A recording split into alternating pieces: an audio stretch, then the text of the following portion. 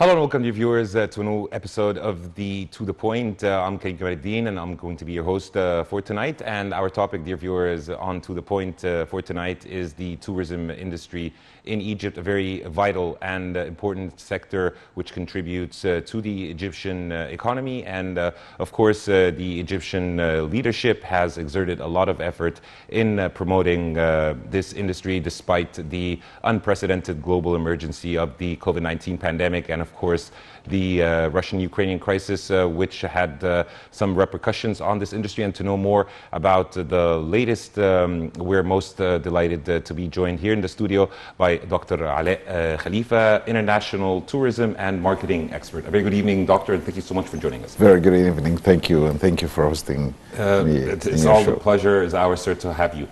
Sir, first of all, if you can walk us through the status quo of the industry as we speak. The industry have been badly affected by the Russian-Ukraine war, and which caused a decline in number of tourists, especially coming from this part of the world. There's a lot of attention worldwide nowadays, so it's normal that it's affecting tourism. Tourism normally it's an industry for peace, and it gets affected by any ongoing war or conflict that could be really also affecting different economies. Because of the crisis nowadays, does not only affect on the tourism level, but also on the economic level, which means prices are flaring up, inflation rates are getting to unprecedented rates. It's all bad news for the rest of the world. Nowadays, stock markets are losing, so we are getting to a very critical point where it's all directly and indirectly affecting the tourism industry. And as a country, depending on having revenue from tourism industry and also importing wheat from Russia and from Ukraine, and so prices are flaring up. At the same time, we need hard currency in the moment, and then fewer Russians are coming and none of the Ukrainians. So we lost a bigger market share that we were anticipating to increase across the second half of the year. Because of losing that market share, we have to find a replacement and alternatives. And then we've got to come to a point where there must be alternatives. And so right now, we are revising everything, rebuilding the whole structure of full strategic plan to put back the tourism back into track, trying to get some of these market shares, trying to increase arrivals from countries that are exporting tourism to us, trying to increase connectivity between us and other destinations that have stopped during the COVID pandemic before. Different efforts are done in different directions. In a way, it helps out the economy. It increases the tourist arrivals, and help recovering some of that economical recession that is hitting us and the rest of the world nowadays. Yes, indeed. Sir, also what about the efforts being exerted by the Egyptian government to have a full infrastructure and railways, networks, roads and networks? How does this help in reviving the industry despite being hit by this international crisis? First of all, tourism industry needs infrastructure. If you don't have infrastructure, right infrastructure, you don't have good places of accommodation, you don't have new resorts, you don't have areas that serve tourism. And building roads, building bridges, investing in the infrastructure, not only enhancing the life of people, but also it helps out enhancing the economy to get a lot of resources, more resources of the country, and also make the image of the country in a much better enhanced in the eyes of foreign travelers. every country goes through different phases of development, and we are in a phase like we are restructuring everything, rebuilding everything, and rethinking everything. So that's what we call the new republic nowadays. And having that pattern, it goes hand by hand with the vision of 2030. And so the vision is that we have to rebuild everything built on a very successful model. That's what we were doing. We are enhancing the life of the people. We are making it better. We are building roads for transportation and building roads for moving commerce between different towns in Egypt. Binding different towns is very vital and very important. Also allowing ease of access, building out airports, allowing ease of access to people to come to Egypt. One of the things that we have suffered for a very long time is the inaccessibility to areas. And so right now, everything is accessible in most of the ways. We've built nearly 3,500 miles of roads just in the last 5 years, which is an incredible achievement. And I think that helps out enhancing soft power in front of the world. And that's why Egypt has been chosen as the place to do the COP27 in Sharm el-Sheikh. Good infrastructure enhancement that we're doing.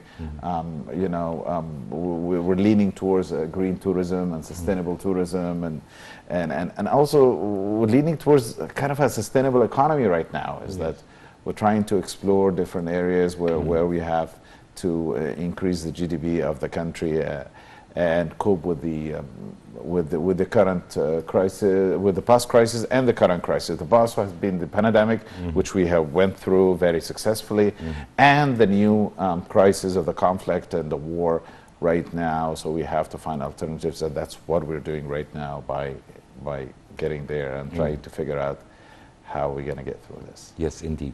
Sir, what about the legislations that are being implemented to further promote and boost this sector, the very important sector which contributes to the Egyptian economy, as you have kindly mentioned?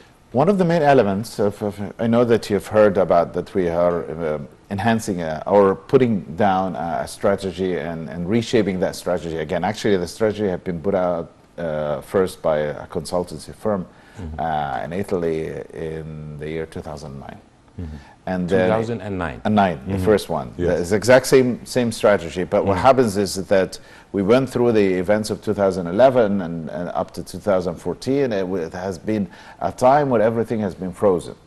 The parameter at that time were not the exact same where the strategy was built. The strategy was built on growth and not on having everything frozen. So it had to reshape the strategy one more time based on the current events, based on the post-COVID-19 time. So we had to go back to the same company and tell them, hey, this doesn't work anymore. Exactly, it doesn't work right now. We need to rebuild the whole strategy.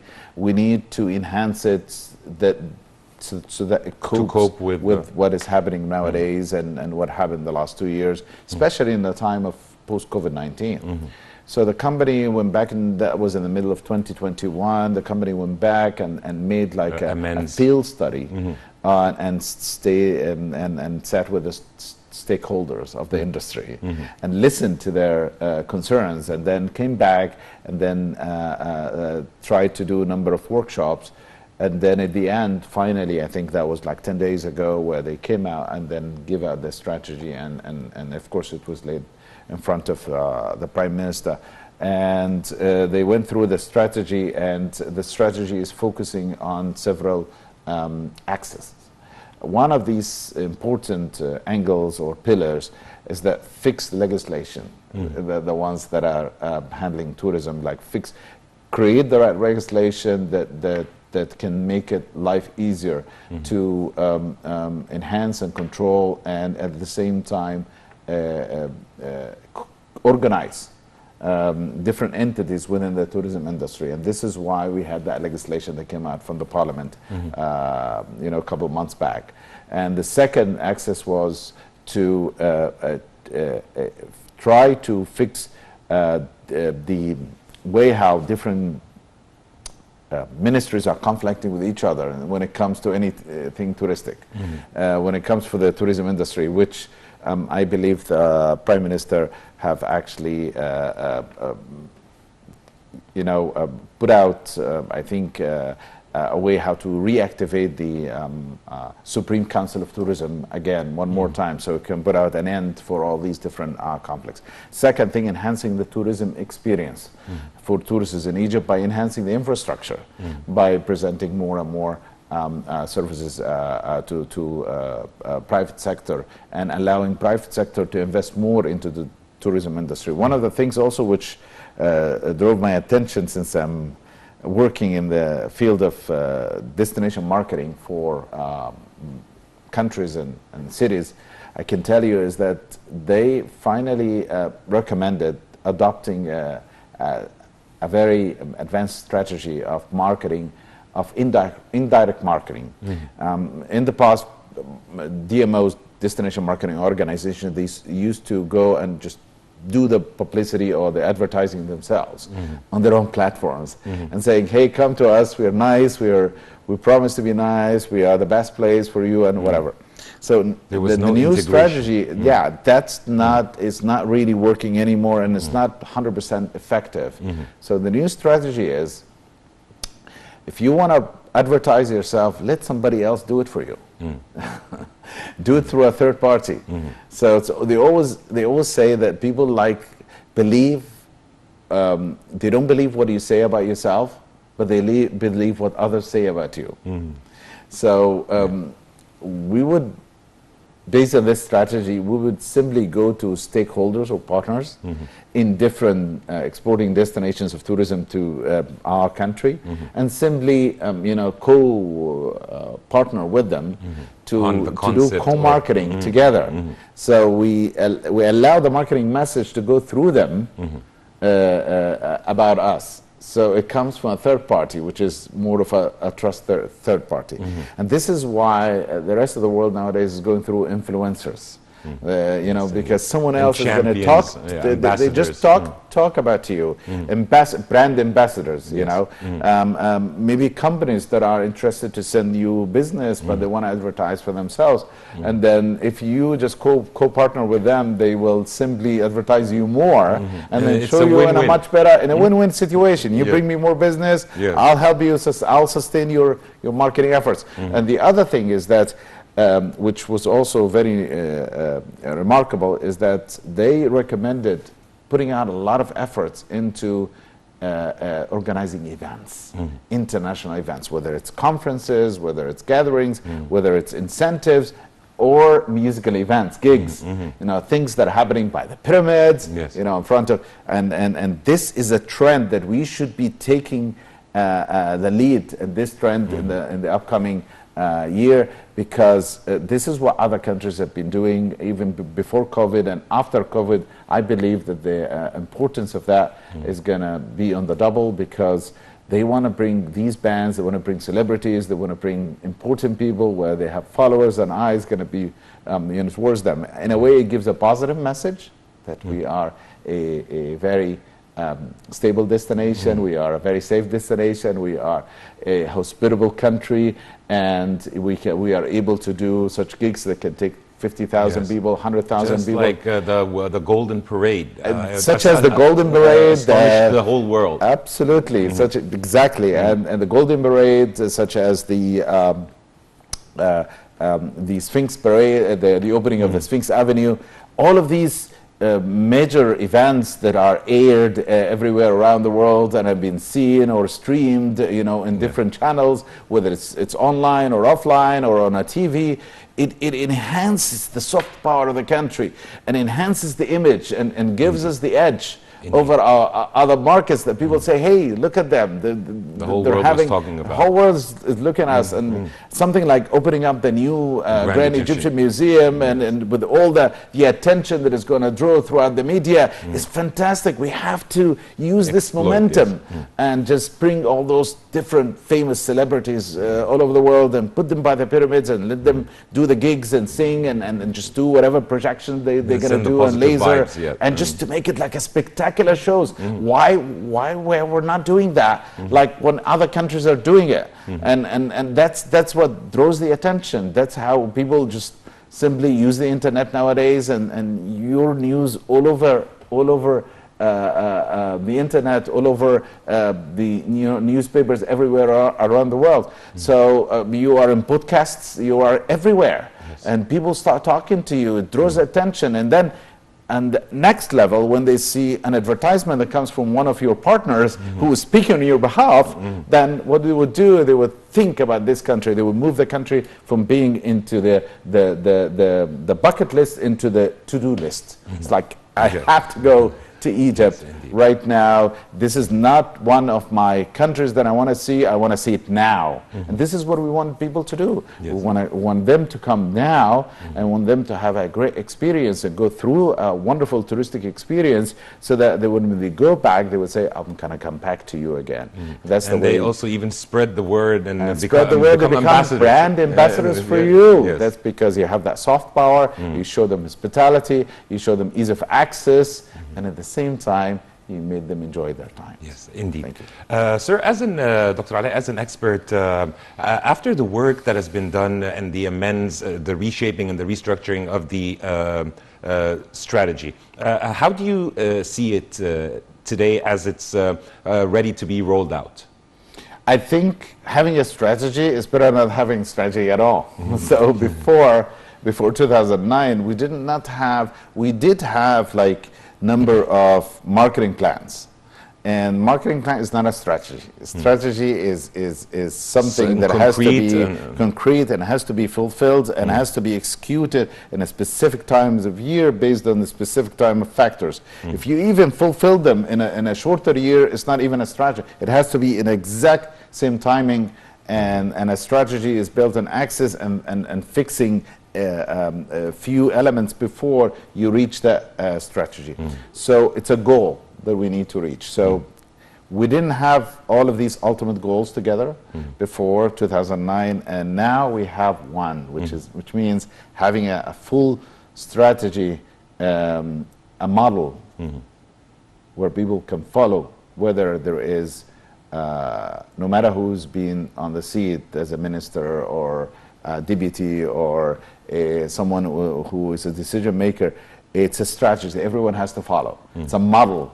So this is always a good news, is always a positive thing, because that's a target where people have to reach and have to fulfill. And when they reach the strategy that have been amended now and came out 2021, when they start rebuilding and reshaping it again, and now when it came out just a couple of weeks back, it's supposed to be taking us all the way down to 2030.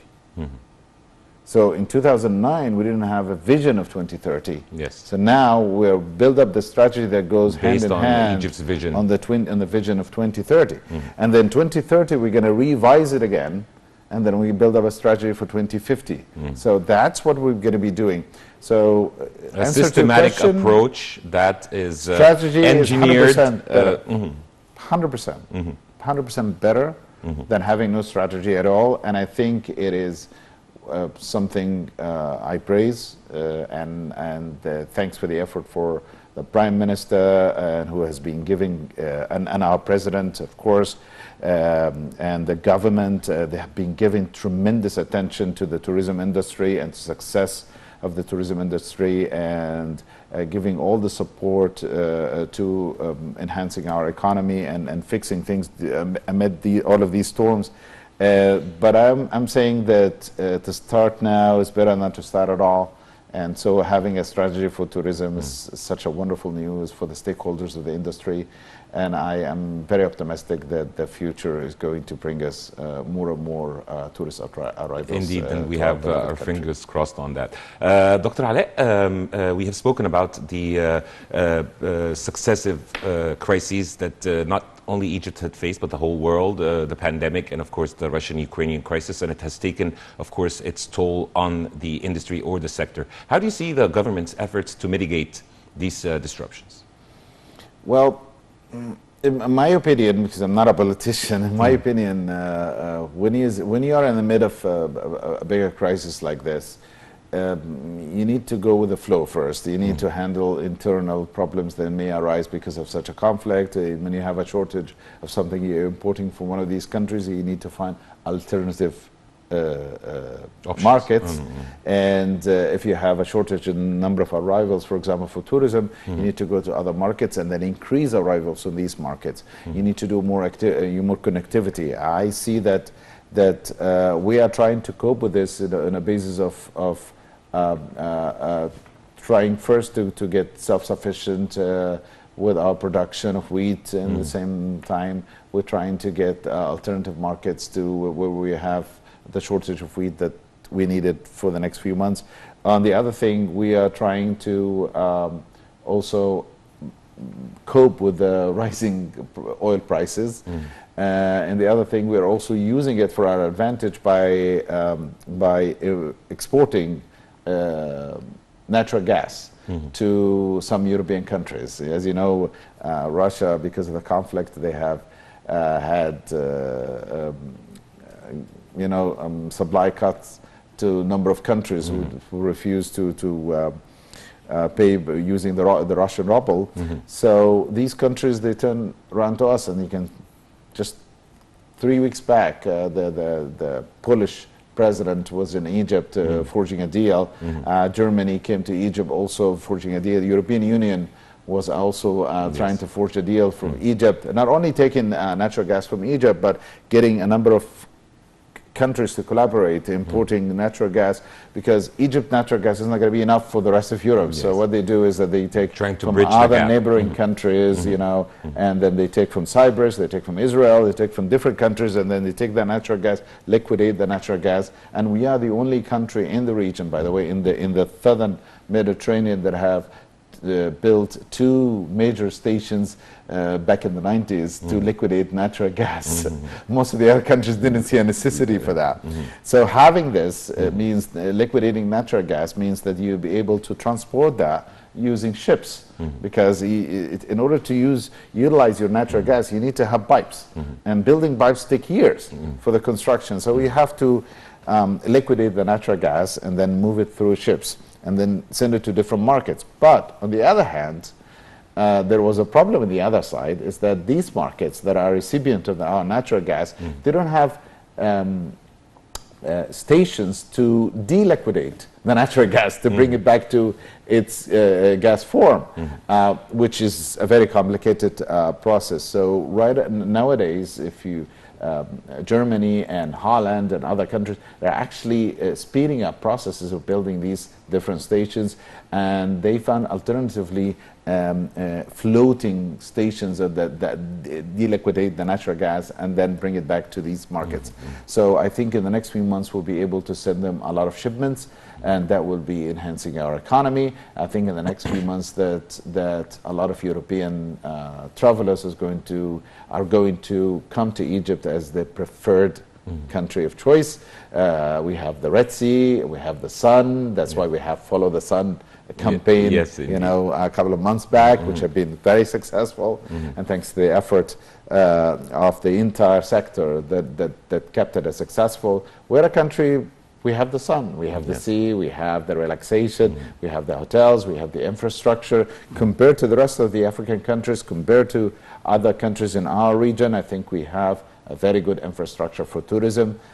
We have the right places of accommodation and enhancing transportation. This is why we're doing the right infrastructure to build up roads and do training, for people working in the tourism industry. So all of these different elements, I think, is like a good alternative to the crisis nowadays. If you ask me how long the crisis is going to be lasting, I would tell you that in my opinion, started back in February, it would last nearly a month or 2 more, and that's it.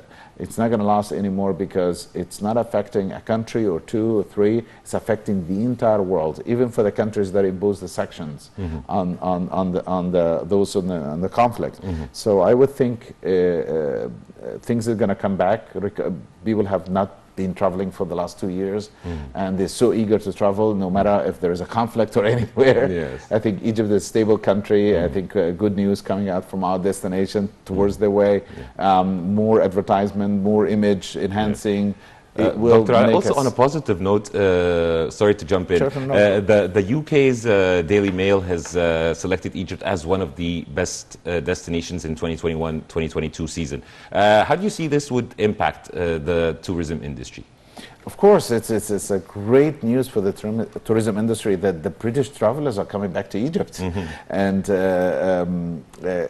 you have no idea, cities such as Sharm el-Sheikh or Hurghada or Luxor or Aswan, they have had a great portion of British travelers coming to them on a yearly basis, and charter flights come from all over the UK. And because of the closure of the pandemic, because of the COVID pandemic, we did not get British tourists all this time. So coming back to Egypt, it's always a good and positive news. And I was talking to just a couple of days back to one of the organizers for a touristic experience in Sharm el-Sheikh, who's doing like stargazing, you know, they go out in the desert and everything. Yes. And I was asking him, how was the 2 years before, and he said that business was never being good enough, even with the number of all other nationalities without the British travelers. And I said, why? They said, because they are the type of travelers that are interested to explore and do all of these different optional activities. And when they start coming back, it's the beginning of this year, British tourists start coming back to Sharm el-Sheikh. He felt that things are reviving again. He's coming back, and The his nightmare economies is over. are coming back. Shops are open. You know, different markets are delighted that those number of British tourists are replacing the Russian tourists and the Ukrainian tourists, where the number decreased because of the war and the conflict. Yes. Dr. Alaa, the Gate Travel Expo is taking place in September. How do you see this? Another also an important event Egypt is bracing for. How do you see this and its effect on the sector? Having a travel expo in Egypt, whether in a touristic town or whether in the capital, it's always good news because it's a magnet. It can allow buyers to come. In the tourism industry, you get countries that are receiving tourists and countries that are sending out tourists, and countries that are doing both. And those who are actually doing outbound tourism, the tour operators, we call them buyers because they go and buy the product of someone else. So those people, when they get the opportunity to come on a travel fair like this and sit with the suppliers or sit with our local travel agencies, it's always a good opportunity of exposure. So we will be able to expose new products and new discover pattern of new markets. touristics and markets and towns, and it's always good to know where the updates and the news and how many hotels have been reopened, how many hotels have been refurbished, and all of that, and then forging these deals not for 2022, it could be 2023, 2024. Nowadays people are printing their brochures, whether they're making them electronic or whether they're making them as a printed version, but at least there is something there that it says that this resort is up and running, this town is up and running, you know, we have a connectivity charter flight from here to there. So it's always a good news to bring people over here, let them experience and see the country and sit with their counterparts. Yes, indeed. Dr. Alaa, there has been back-to-back and successive very significant and pivotal archaeological discoveries in Egypt that were announced under the auspices or the efforts of the Ministry of Tourism and Antiquities. Also, how do you see this, its ramifications on the sector? If you go through different channels in any TV and you flip through the channels, most of the channels nowadays either have got movies or films or they have documentaries. And on a basis of a study, that they found that the viewers, they mostly prefer to see documentaries, were the ones that are talking about Earth or talking about history or and so on. Then they found out that the number of people viewing documentary channels such as Discovery Channel or National Geographic is huge. Why? Because they allow this kind of thrill and suspense. When you hear of a discovery of a new tomb that has been taking footage and getting things that are explored and discovered 3,000 or 4,000 years in age, it's so thrilling. It hits, you know, news, and it's normally like the anchor news. It's like the first ones. Why? Because it's a big thing. It's a big discovery. Egypt, as a historical place of the world, is the mother of the world in terms of history. We're boasting a civilization more than 5,000 years old. So we have amazing history and archaeological sites. When you find a country that has quarter or 1/3 of the archaeological sites in the world, a whole country like this, when you hear of a discovery that comes out of Saqqara or Luxor or here and there, of course it becomes like #1 news all over.